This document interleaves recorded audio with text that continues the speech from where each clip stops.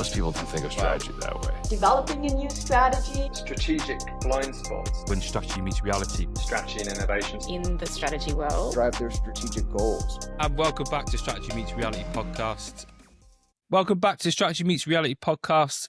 It's great to have Gavin Rouch on today. I was on his podcast with Danny, All Dead podcast. Yes. It was definitely the pivotal moment for me to want to actually step on this endeavor. So I thank you, because if it wasn't for you and Danny, I would accept this podcast and enjoy these conversations. So, well, thank you for that. And also thank you for joining me today. Brilliant. Yeah, really glad to join you. And yeah, you were a brilliant guest. So we do recommend to check out Mike's podcast on our channel. Too kind. Just for our listeners, do you mind giving a bit of background, a bit of context about yourself, about what you've been up to lately? Yeah, sure. So by profession, I'm an organisation development practitioner. So for those that don't know what organisation development is, it's been around for about 75 years or so. And it's essentially sort of seeing an organisation as like an interconnected system in all its messy glory. And that there are so many different things at play, and often sort of organisations, what we kind of call socially constructed. So it's what we build in relation to each other. And so organisation development, what it does is it's about sort of understanding the context that an organisation is in. So Kurt Lewin is sort of one of the founding fathers of organisation development, kind of came up with the phrase, if you want to understand a system, try and change it. So a lot of it is about actually understanding an organisation's unique context, and then understanding like what it is that the organisation wants to achieve, making sure that we're not actually working with things actually on the surface. We're actually digging deeper, looking beneath the surface about what might be driving the challenges that organisations are having. And in terms of work that we're doing, I've been doing this for about 20 years or so, and I do it with Danny Bacon, and we're quite a busy consultancy. We're out in the field. We work across a whole variety of different sectors, and we work with everything from private equity to government institutions to universities. But there's one thing that all organisations have in common, and that's just people under one roof just trying to make sense of things and trying to do what they want to do. And so I guess this week, a lot of things we do with the Org Dev podcast is about inspiring the next generation of OD practitioners. So last night I was at the London School of Economics talking to the next cohort of potential OD practitioners. And we've been working with a university with a senior team this week that's got really big growth ambitions, but it's about making sure that this senior leadership team works collectively on it rather than just sort of parallel portfolios of work today. So a lot of it is actually in the room, getting teams to work together more effectively. Oh, nice. Yeah, I saw your post about the London School of Economics. Yeah, it must be really great to speak to the up-and-coming sort of org dev. Definitely trying to get them on the right track, because there is a lot of, dirty roads they could go down. Yeah, well, it's always a joy working with students. Obviously, working with organisations is really good. It's really stimulating. You know, even after 20 years, you're still seeing new things. But with students, there's not necessarily that cynicism that's been built in, and you have to work with the cynicism as well. So it's people being open to new ways of working. But the thing we always say to students is this is just our perspective.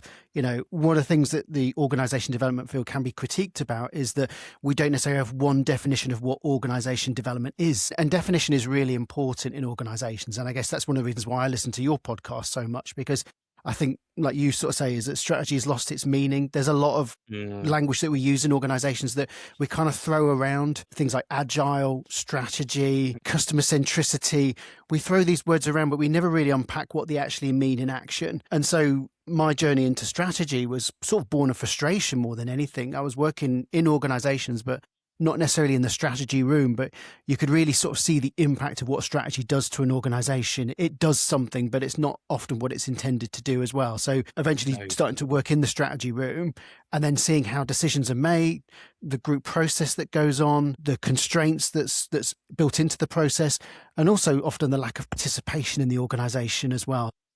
It's often made by a small group of people that aren't necessarily connected to operational reality as well. Yeah. And that's the thing. It's, you know, I had Julia Haltz on and we talked about open strategy, but around all that is the importance of the feedback loops, that's you're actually engaging with the edges of the organization, getting that true understanding. But unfortunately, a lot of the information that is going up to these small group of people to make decisions is awfully filtered and sanitized. And so it isn't, I often say I don't blame the leaders are blamed to construct the structure around them because it's telling them one thing, but reality is a different thing. Yeah. And to be honest, Danny and I really stick up for managers. Being a manager in today's organizations is really hard. And there's one thing about the human condition is we just love to apportion blame. We love scapegoats, and managers are often a convenient element of this. And often, sometimes they don't help themselves in the way in which they go about sort of finding their way. But if we often get called into organizations in it, we maybe we've got to undo something, or initiative has failed, or a change program is stalling. And so we'll go in, and with organisation development, a lot of it is about inquiry. The first bit, the contracting, when we enter into the system, we start to do the research in that as well. We start to understand why things are the way they are. The CEO that just seems to be like a dog on a bone with a strategy, we actually look at their context. There's a board that's driving them, and the board are traumatized by the previous CEO. And so their expectations that they set to the CEO is, we want you to disrupt.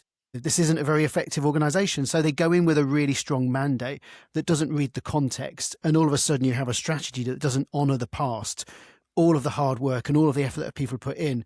And then obviously the organization will often reject the strategy like an organ. And it's a very painful process. And you see a lot of senior leaders not make it for a variety of reasons like that.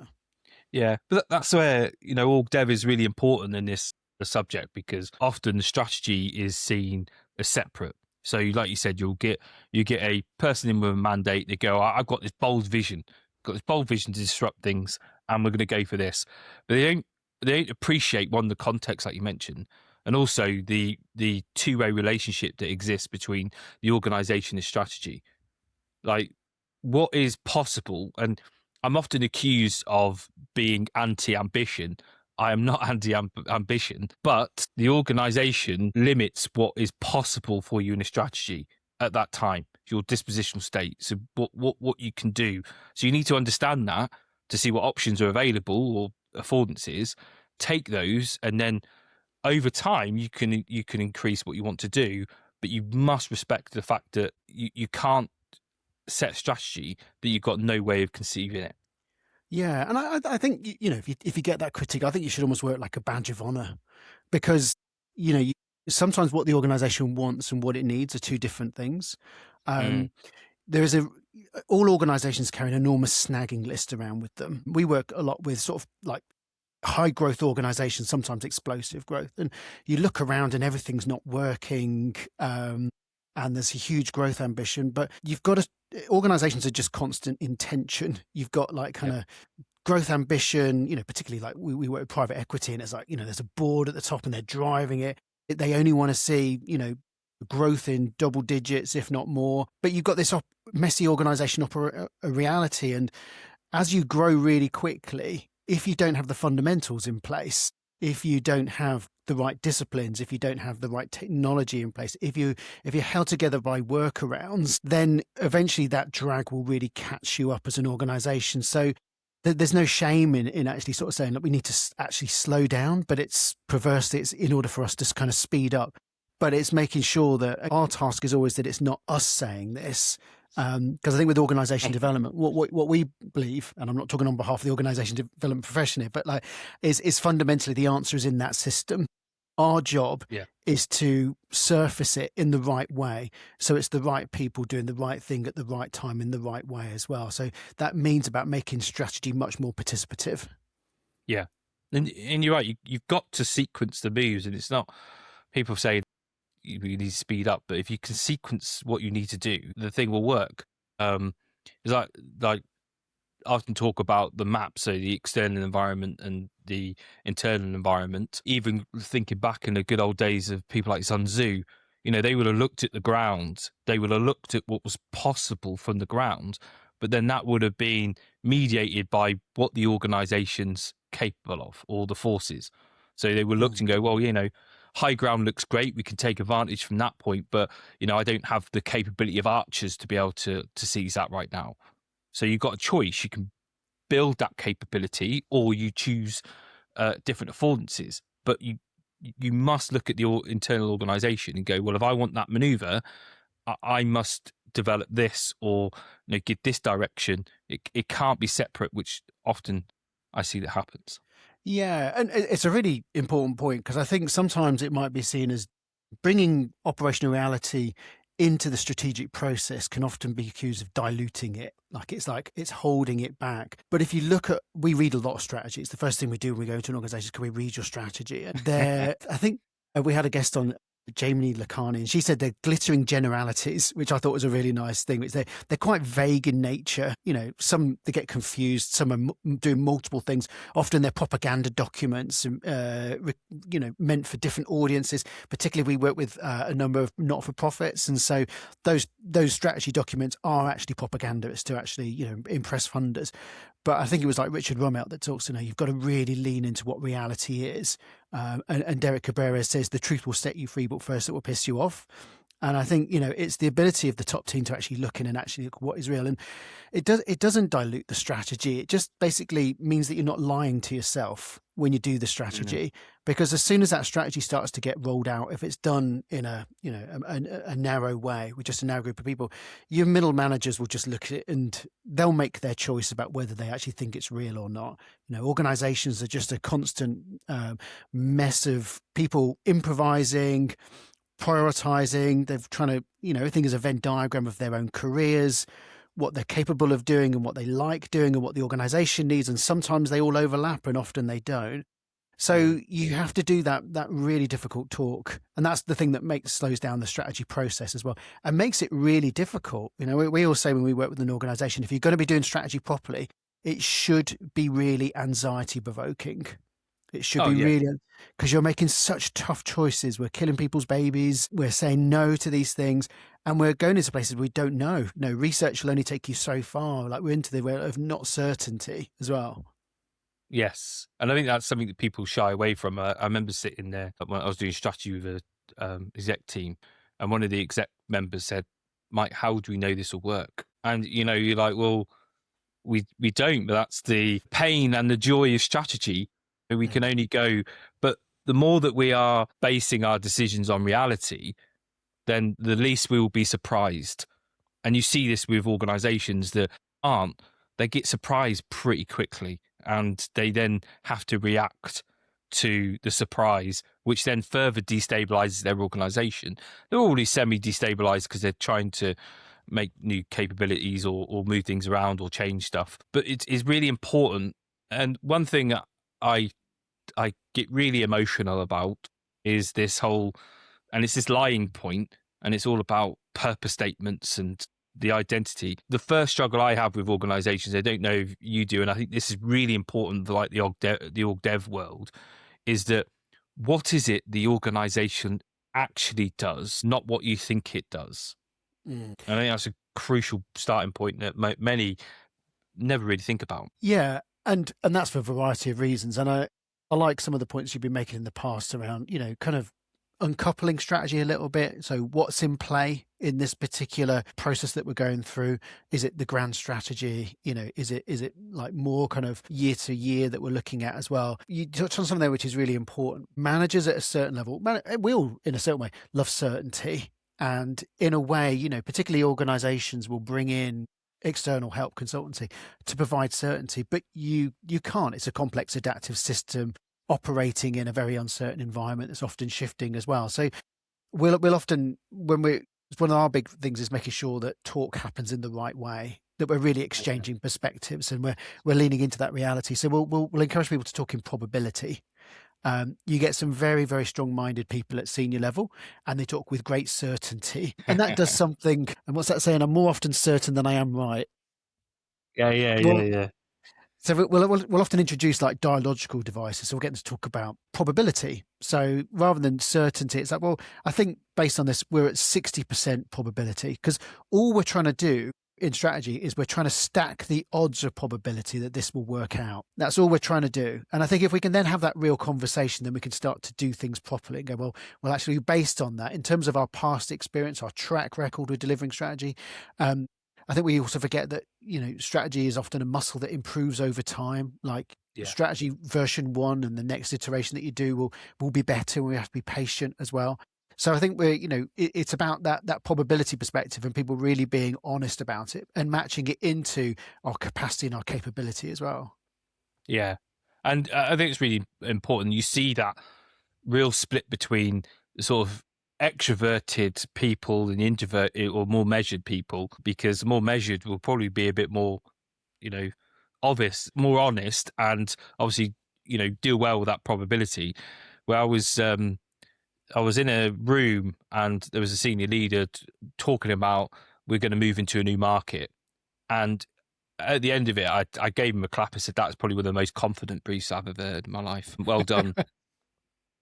But where would it go wrong? And that one question just stopped, and it just showed that there was it was great detail. It wasn't his fault, but you've got to distinguish between confidence and have that what I call tactical humility to sit back and really think about where could this go wrong, and have I thought about it? And I think just that where could it go wrong explored a whole plethora of conversation and tensions between actually what was possible, what was not, what was an assumption, what was a fact, and it was really good. Yeah, and you're touching on so many important points there, isn't it? Which is it's the role of emotion in these discussions, and I think often in the senior team area, emotion is suppressed. Obviously, we don't want to sort of start using terms that might turn people off, like being vulnerable and that as well. But I think emotions do play a role, and sometimes we suppress them and then try to exude confidence. But it's okay to be fearful and to say, put it on the table, because then we can actually have the proper conversation as well. But that does take a senior leader to be quite comfortable being like that. And it is the not knowing, and it is then inviting in as well. And I think, you touch on another important point there, which is, sometimes when we're making these proposals or we're taking our strategy to the organization, it's seen as a selling activity. It's communication. And I know you talked about this before, which is, these comms teams that are just trying to get it right. And essentially it's broadcasting, the town hall that's just broadcasting it out to the group. We'll work with organizations and say, well, it's very effective, but people need to, you're not sense giving. You're not telling people what to think. People need to sense make. And you need to make space for that as well. And that will mean that you hear perspectives that you don't necessarily want to hear, that might contravene what you want to say as well. But again, it's making space for it. And I think probably that's another thing that organization development does is we slow things down, we create space, we give people opportunity to ask questions, difficult questions, to share their perspective. We use lots of little techniques like that as well. Even when we do town halls, we'll be like, okay, well, CEO talk for 10 minutes. Great. As they're talking, have these questions in your mind. Okay, stop. Everyone talk within yourself for 10 minutes, develop some questions, your perspective, and then we feed them back in that way. So the feedback is happening in real time. Town halls aren't the silver bullet to anything, but it's just little ways of improving things and how information flows. Yeah, there's some really good points there, especially around emotion. When we're developing strategy, we want emotion. And this is one of my arguments about outsourcing strategy development to AI. One, it doesn't have the context fully that we do. It won't surface the perceptual complexity that exists, but also it's the development. You want the cognitive, the affective, and the behavioral emotion to come out, because that's what's going to get people to act on the strategy. Whether it's just outsourced, it's exactly the same. When you communicate it out to your people, it's the same process. Like if you just broadcast it out, there's no emotion in it, there's no investment in it, and that's why we need to have these points where we go, this is what I want, this is what I view success will look like when the smoke clears. These are the constraints, these are some of the resources you have, right? Let's go work it out. Let's think about how you can deliver this. And I think without that, it just falls flat. Yeah, no, completely. And I think, emotions definitely do play a part, and bias plays a part in strategy as well. Again, I think there's 186 different cognitive biases in there. But when you're in the room, you can see those biases coming out. You can see the recency effect in play. You can see the Dunning-Kruger, where they vastly underestimate how easy it's going to be to merge with that organization. We're working with an organization that went down that route and kind of said to their teams, this should be fairly straightforward. And then when they got into it, it was actually far more complex and complicated than they ever imagined as well. So those kind of things can make a really big difference in the organization. So I guess it's just really being aware that the decision-making process is not perfect, And I think to a certain extent, there's a lot of naivety within organizations as well, expecting when they're all in thinking what happens in that strategy room going, well, they must be really intelligently working through these different options. 9 times out of 10, there's not even options, which is the really scary thing. There's some really interesting research done by Professor Paul Nutt, and it's a really great piece of research on decision making. And what he basically found is, I think over 20 years, he studied over like a 450 strategic decisions. And the failure rate of these decisions was about 50%. And what he found is that predominantly it's because most decisions are binary choices. Are we going to do this or not? And if you think about a strategy room, we've got the most senior person saying, are we going to do this or not? It would take a very brave person to say no. And so you can start to see why so many different decisions get waved through, which in the light of day should never have even seen it, because we didn't have some choice in the room as well. So there's something around the group process that can mean that, often our strategies are dead on arrival because we haven't actually really put the thought into it. No, this is a process that we put into when we do strategy, because we model a lot. So we'll pick all the external actors, we'll model them, and strategies will start to emerge. But we must, and it's the same in execution, is that we put a criteria of success. So we weight the options based by criteria of success, and you challenge on those. And what we found is that really increases the decision making, because we've not just gone, oh yeah, it's this or that. We've actually weighted it against these measures, and we actually surface quite a lot of risks or threats or potential opportunities that we didn't see in the first place. So I do think we need to move away for those. And it brings another point about choices, is that I think there's a lot of optimism bias in strategy. They think that, oh yeah, this strategy has to be amazing. It's this thing that we got to sell. And actually, in a lot of clients I work with, there are choices, but they're not great choices, but they're the only choices that are available at the time. And, sometimes you've got to make horrible choices, but it's the, what I call the least worst. And that's what we tend to look at. It's not about being the best. It's about what is the least worst option that we need to take now. And obviously we do that really well, more things open up to us. I couldn't be more. This is probably boring for the audience because you and I are agreeing on quite a lot of things. But yeah, you've touched on a couple of things that we're really passionate about. So, the mechanism you're talking about there in terms of sort of weighting things and putting your success criteria. It's easy to look at those things and just seeing them as a tool that produces a number, and then we go, right, we're going to go the one with the lowest number or the highest number. But it's not that bit that's the thing that makes the difference. The catalyst is the dialogue that goes behind it. It's the taking the time to decide what is the success criteria and what's not. How do we weight it? And then generating the options. And it's that bit that senior teams often really underestimate. It's those conversations where we're actually coming together. We're all carrying packets of information each. No person is omnipresent and knows everything. And we stay with it. And we quite like the Kahner decision model, which is like kind of divergence, groan zone, convergence to be a good decision maker. And it's that groan zone bit, the bit where it's really difficult. Like we know we're in it. And I think sometimes the temptation with teams is that because you've got some big personalities in there, and because you've got a lot of different professional identities, so someone's looking at it through the world of finance and someone's looking at it through the world of risk, and we've got these really strong professional lenses, that it all becomes too difficult to hold this thing in the room between us. We've become uncomfortable, and emotion plays a part. So the teams will often make a pseudo decision.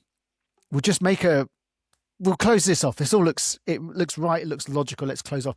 But we haven't done the work. And then that's when you try to go to convergence, you can't. And then it starts to unravel quite quickly, because then you get into the hard choices in the organization. And then you have to start limiting the number of priorities in the organization. And that's often why organizations become what they become, because organizations naturally from the arrow of time are always becoming more disordered. Entropy really affects organizations. And so it's the top team's responsibility to sort of, pull the weeds out of the garden, and I'll make some metaphors here, but pull the weeds out of the garden and make sure that it's as tidy as it can be to give all of our people. But again, part of those big conversations we're having is trying to end some things. Things don't get ended. We'll start initiatives. they don't get finished. They kind of just fade. But people in the organization who've committed a lot of energy and resource to these things, it never gets ended, and it just gets put on the pile, and it just becomes messy and more ambiguous. And then that gives people the license in this ambiguity to decide what they do want to do. They can use that as legitimacy. Yes. You see that often, and it's the management by objectives, because they cascade the objectives down. I don't know if you've seen this. I see it all the time, that the objectives are done in retrospective. So then they start to justify their actions against what was perceived, rather than they're actually consciously setting this out to say, right, we're going to do this because it's aligned. And it's that game playing that really confuses things. And you get that the more vague, the more just sort of detached from reality the strategy is. And you see it because organizations, they go to these things, they don't have the real conversations like we're talking about. They scrap around a statement. They spend more time, and I see this, if you spend more time wordsmithing a statement than actually trying to understand the strategy, you're not in the right place, and it's going to end in disaster. Yeah. And you're touching on some really important points. Was like, so what guides our choices, our actions in an organization? And I think in organizations, there is so much that is invisible, particularly in knowledge work. There's a lot of things that are on the table, but there's a lot of things under the table that we don't necessarily discuss. And this might be like if people's objectives aren't out in the open, what people are incentivized isn't out in the open, people's own objectives aren't in the open. So if everyone's carrying 3 objectives each, but no one knows what each other's, you've got how many number of employees you've got times 3. That's that many secret missions going on in an organization. And there are some, different techniques to sort of surface it. But I think with so many things being invisible, it can be really difficult to understand how to make your organization flow. We had a really brilliant a professor from MIT called Nelson Reppening on the podcast, and he did some really interesting studies with his partner, places like Harley Davidson as well. And he found that sort of knowledge work is really difficult to understand where things are at any one time, because in knowledge work, the work will often be on someone's to-do list in their daybook, and you can't see where things start to slow down and where the bottlenecks are as well. So again, that makes it even more difficult for senior leaders to understand what is the capacity of the organization, what's working well. So there's a lot to be said for creating more space for teams. I guess what we don't, so people listening to this who might be a bit cynical going, well, all we're going to do all day is sense make, have meetings. That's not what we propose. We just think the effectiveness of them could be so much better. Danny and I observe a lot of management meetings as part of the work. And most of them are status updates. Most of them could be 2 hours condensed into 30 minutes, but actually use that additional time for really big thematic conversations to get your teams onto the same page. So there's an enormous amount of waste in organizations that could really tighten things up without necessarily adding extra bodies. No, there's a huge amount of waste, especially in those updates. Like they are painful. And anyone in an organization has to sit through those, know they're painful, because it's the same thing, the same PBR pack that, update of where they're red, green or amber is mainly going to be green, maybe amber if they're feeling risky. And it's just an update of what's happened last time. There was rarely conversations about what is really stopping me from achieving what we need to do. What's causing the difference between capable performance and actual performance? And how do we close that gap? And even down to a lot of this is structural. So like I go into organizations and I go and say, what does this team do? And I can't get a coherent answer because they're not a team or a function. They are just a mishmash because it makes span of control easier rather than it makes the organization effective to deliver stuff. And that's a completely different perspective. Yeah. It's interesting, is it? Because I think sometimes, like, we've worked with organizations that are really ambiguous. It's sometimes teams are, the one common denominator is the manager. They're just a collection of individuals, but things are ambiguous, targets aren't explicit, metrics aren't there. And when we're looking beneath the surface, it's like, well, so what is the utility of it being ambiguous? How does that serve the organization? Because frame of saying the system is what the system does, isn't it? That ambiguity can fulfill a number of purposes. That it means that I'm not accountable, or it means that I can be safe because you can't necessarily, it becomes subjective, or it can be that actually, do you know what? Our real strategy is we just follow the money. Like if any client walks in with a juicy thing, even if it's off track, it means we can say yes and we can then bring it on board. And again, that really shapes how organizations become what they. So I think sometimes you have to wonder what's at stake. And when we try and tighten up an organization, like to make things more explicit, make the implicit explicit, I think we have to make sure that we support the people around it, because that means they're much more visible. And often the organizations haven't done a good job of training them, supporting them, giving them the capability to be more visible. Often people's roles continue to expand far beyond their capability. We work with high growth organizations and the people grow with the organization. You know, today's head of is next year's VP, but we don't support them. We just promote them because they're showing initiative or responsibility or whatnot. But organizations aren't fulfilling their part of the bargain. So I think sometimes it is really to blame teams going, but I think sometimes organizations need to take a really big look at themselves and go, well, what's our part in this as well? That also sends really positive signals to the employees going, well, this initiative actually means something because I can see the support means something as well. Yeah. I think that's all in the structure, be it teams or functions. I don't think one thing they're not very good at traditionally being explicit about is actually what is the outcome or output expected from this. Once you understand that, you go, well, okay, so what resources do they need to be able to? So you think about the inputs.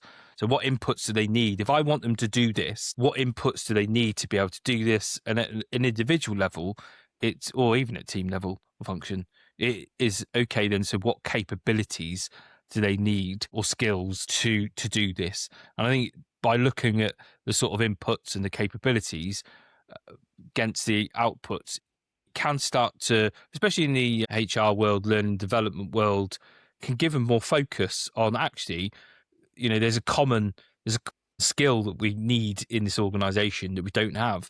Let's invest our minimal resources that we have and funding into this, because this will make more of an impact overall. Yeah, and you're really touching on something that's really important here. It's often a lack of connectivity in the organization, or again, going back to not feeling secure enough. You can never be 100% secure enough, but secure enough. So, we work with a lot of L&D teams, and we had a lady called Michelle Parry-Slate, who's a brilliant writer on L&D, and her critique is that, L&D teams don't necessarily, as much as they could, read the strategy. Strategies often aren't explicit. They'll say what we're going to do. They may even say why we're going to do it, but they don't necessarily go into the how to the sufficient level. So it's the responsibility of HR teams to read that strategy. And we do this exercise quite a lot. And it's quite scary for teams to do. So we'll get them to sit down the strategy and say, well, interpret this strategy into your world. What's your responsibility in this? What's not clear? And so they don't actually look at what capabilities that organization requires. So you'll often see L&D teams in perpetuity doing public programs, presentation skills 101, which they're okay, they're fine, they serve a purpose, but they're not connected into building that capability. And sometimes what you need to do is you need to bring the senior leaders back into the room again once the strategy is done and go, well, what capabilities do you think our leaders actually need to deliver on this? They can't do everything. What's your employee value proposition? Like, what's our promise to our team members to support them? And so it's about getting some of that clarity. So sometimes we have to go back to the strategy afterwards to get that clarity, but it is about HR teams and L&D teams being quite bold and saying, look, there are some gaps. Can you help us make sense of this? And often senior leaders will also really benefit from that kind of exercise, because they hadn't done that thinking. And then again, that connects them to operational reality, because they can start to have an understanding of the real capabilities in the organization. Yeah, I think it's crucial. There's that whole phase in Mission Command, which is that, I think we spoke about it briefly when I was on your podcast. We call it command and control. It's not command and control as in, I'm going to control you.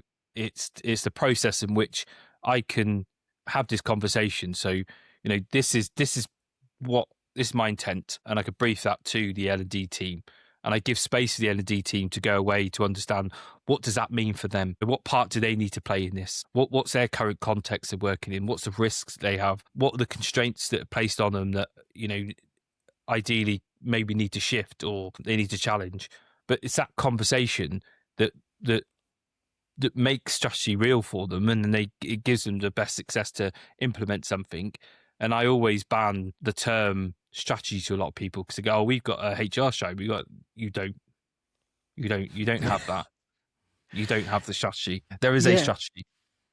Yeah, and I love what you're saying there, because it gets to the heart of a lot of the work that we're trying to do is to making sure that everyone in the organization takes sufficient responsibility. And in an exercise like that, and what's really heartening to know that our methodology fits into your methodology, is that kind of working through it encourages you to approach things with a maturity about it and actually really thinking it through and applying your practical judgment, because that's how people learn. And if organizations don't give people the space to do that, they don't develop that practical judgment that is essential, that confidence, the ability to, and what's good about that mission command process is that you still take your thinking back and you can still be guided. You don't have to come back with the perfect solution. You can still, I'm assuming there's still space to develop it. Yeah. That space is really, really important. So what you want is people taking responsibility for it. And I think sometimes, we can just say, well, it's just what the strategy is and we're just trying to fulfill it. And that's where organizations often fall down. So I really like that. Yeah. And we always say the plan is nothing, planning is everything. And it's that conversation. But it comes to a point that I think you mentioned earlier on, and it's about that capacity for this, because it has to be deliberate. You can't have it. And I was having a conversation with someone the other day about this. It's got to be done deliberately. It can't be done as a quick 5 minutes before the next meeting. Oh yeah, I've read the strategy and I'm thinking about this. Or, because it just won't happen. It needs to be a deliberate practice. But this then calls into the question with definitely with org design, especially resource, is about efficiency. If we've got all our people committed 110%, there is no capacity for this. And this is where people will look at this cynically and go, well, yeah, I'd love to, but we ain't got the time. And it's like, you've got to put it in. You just got to challenge, where is your capacity going? Yeah. I think, again, it's that honesty, like understanding the ingredients that have made this organization successful and understanding that maybe in this organization, we have a capability to deal with emerging opportunities. That's what we're really good at. We've got a great sales team that can actually pick up signals in the change in the ecosystem in year and then adapt accordingly. So we know we're really good at that. Therefore, what we'll do is we'll give them some constraints around it, what is in and what's out in there. But we'll base our capacity on the understanding that we're probably going to bring about 30% more stuff in year and plan accordingly. And that also gives people the exciting opportunity to have more choice about what we decide to take on and what we don't. Yeah, it is a bit of a fallacy. If you do look at the resource allocation, it is often, it's not even related to reality. It's just a statement. It's just there it is. Yeah, and I think one point I just wanted to make there. So one of the reasons why strategy can be quite painful is because it becomes a set piece. Like strategy should be day in, day out being built towards. Yeah. So one of the things that we do a lot of work with is getting an organization to put in place like an operating rhythm. So we're big believers in everything in its place and everything has its place.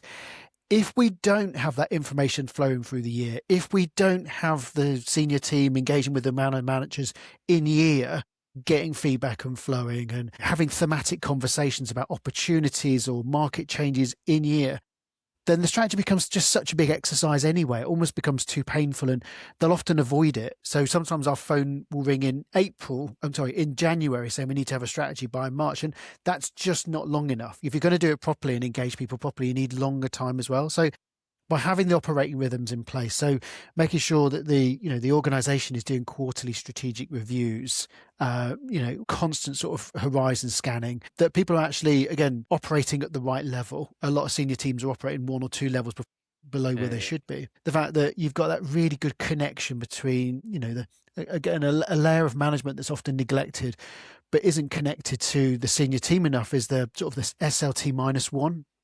This kind of group of operating managers, they're too big to be a team. And organizations just don't know what to do with them. But these are the people that will be catalytic in whether you develop your strategy or deliver it or not.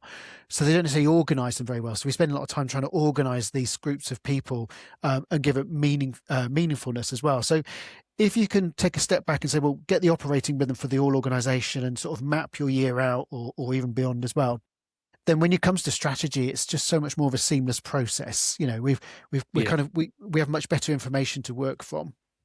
Yeah, and it has to be protected. And I think that's one thing that, you know, the military, we do really well. We have that operating rhythm, and it is everyone knows it, all the way from to a private soldier knows their grouping system and knows what is happening, and that makes it a lot easier. And I think that's something that it can be done. It's a, you know, it's a time thing, it's a bit of a structural thing, but once it's in, it becomes just a natural extension of what we do.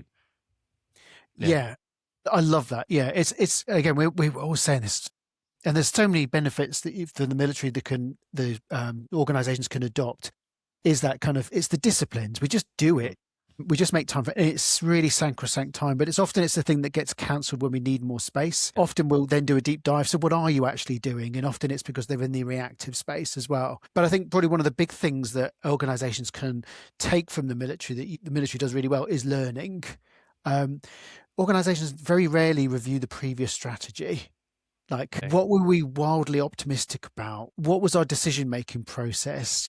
What outcome did it actually achieve versus what we wanted it to do? And again, that's the senior leaders developing their practical judgment. How well did we estimate time? Because again, estimating time is a really difficult thing in organizations, and that's where overconfidence bias comes into play. So that kind of regular learning at the micro and the macro can be just so helpful. So I think that's great lessons. Yeah, it is, because it's too easy for them to just post-rationalize and say, yeah, we meant to do that. Yeah, of course we meant to make that decision, rather than really hold themselves to account. And I think it comes to that point, if you get that learning in, you get the process in, you get that discipline all the way through, strategy can then become this consistent thing rather than a year-end thing where they just dust out what they've done last year. Yeah, oh, that'll do, plus or minus 10%, and we can move on.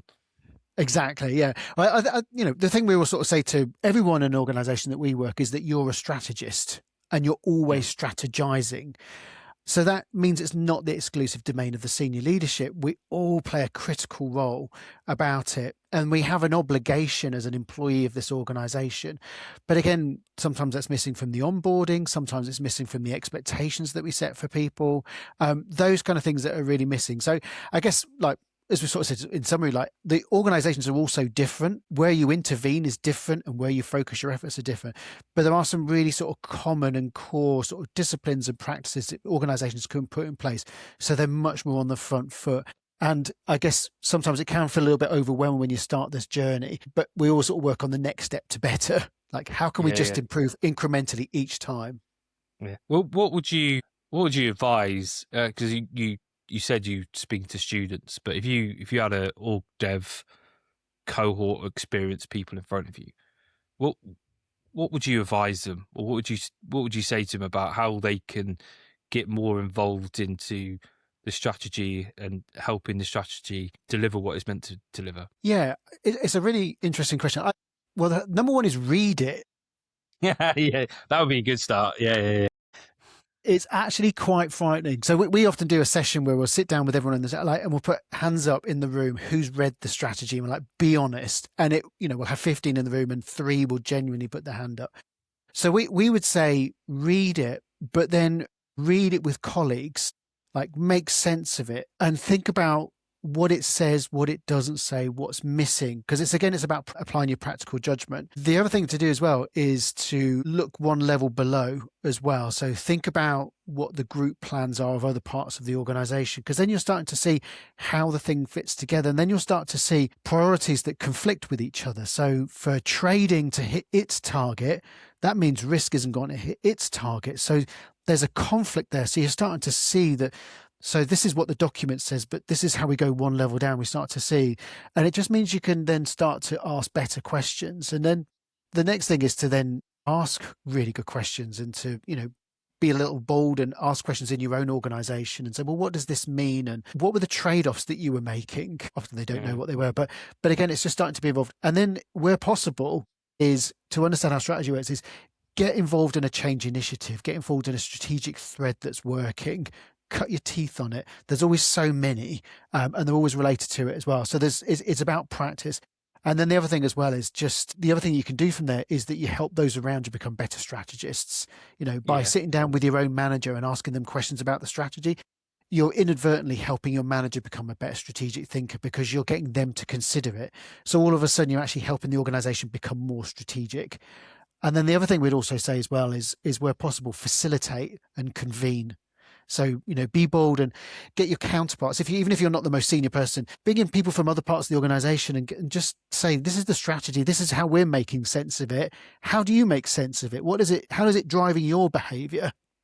And then they can say, well, it doesn't, or it does because then, so now you're starting to really be an agent in the system that's actually connecting the dots. We're not relying on senior management because it has to happen down in the micro. It's all the situated judgments and choices we make every day. And then again, just be interested and read about it. There's no one source, start with the basics.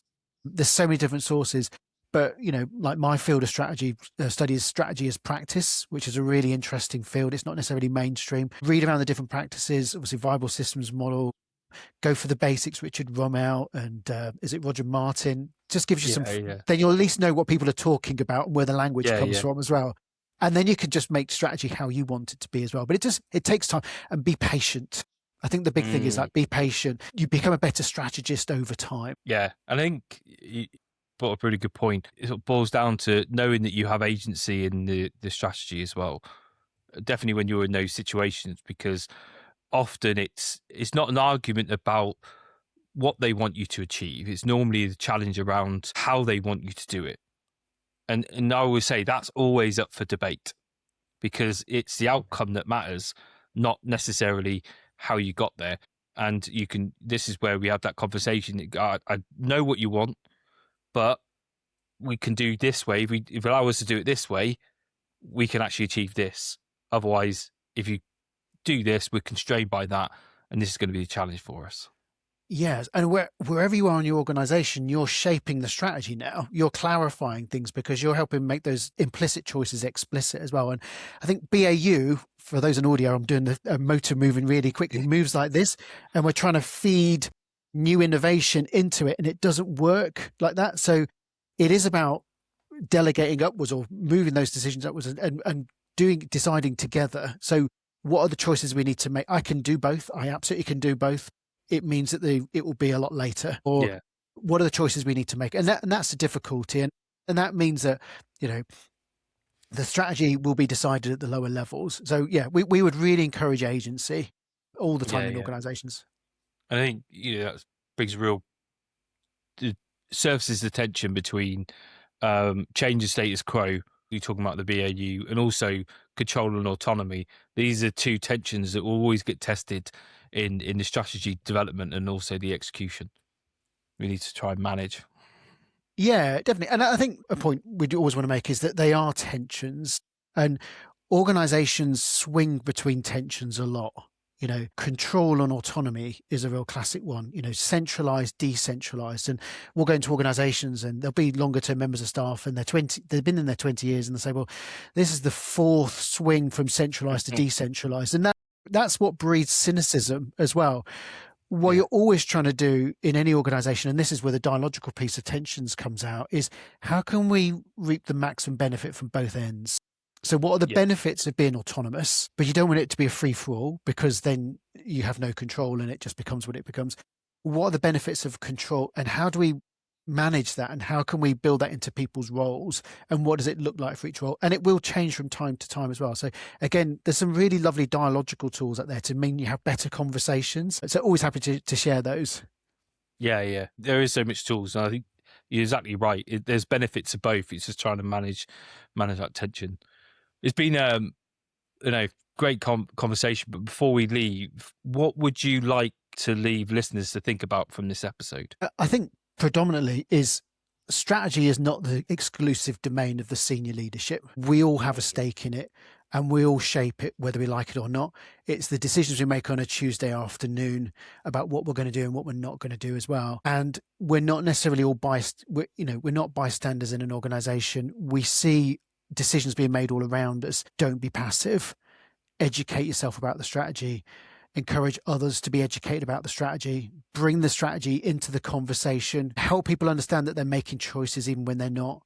They don't think they are. And always be asking just what's happening beneath the surface here. What's actually happening here? So why isn't this strategy being implemented in the right way? What's really at play? What are we trying to protect?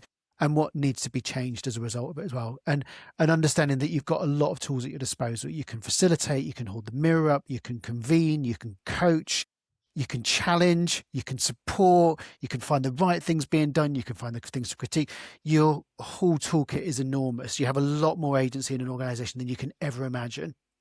Yes. Yeah, I totally agree. And I always say there's always constraints, but there's always freedoms. And you must exploit your freedoms. And I love the idea of strategies of practice. And I wish that organizations would invest more into strategies of practice rather than sending people on courses to make freaking marshmallow towers or move things around with string. That's my 2 pence. So I think this is probably the only place we disagree. I don't mind a bit of experiential, actually. I think sometimes teams could be in such a dark place. They cannot even agree on whether it's daytime or nighttime. Sometimes you just have to bring in a higher context where they just have to find a way to work together on anything. Maybe not the marshmallow one for sure, but I think sometimes you just have to. Sometimes you just have to meet them where they are. Yeah, true. Yeah, I'm not a fan of Lego either, but that's another story. It's been absolutely fantastic having you on. And I will link Garin and Danny's fantastic All Dev podcast. If you haven't had a chance to have a look, please go look for it. And I'll have the link in there anyway, so you can watch that. You can watch my episode too. Yeah. And I would say just obviously kudos to your podcast as well. You know, even after like 20 years, I go to your podcast to feel grounded. Because you see so much stuff in organizations and even now you question, is this me? What am I seeing? How am I interpreting it? So I think, what you're building is a brilliant resource. You can go back, and when you go back into your organizations, you feel on solid ground. So I think just keep doing the brilliant work that you're doing. And I think it's a great resource for people to explore strategy in more detail. Thank you so much. I appreciate that. Well, thank you for being a fantastic guest. And no doubt we'll be talking again soon. And I look forward to our next chat. Brilliant. Thanks, Mike. Take care. Bye.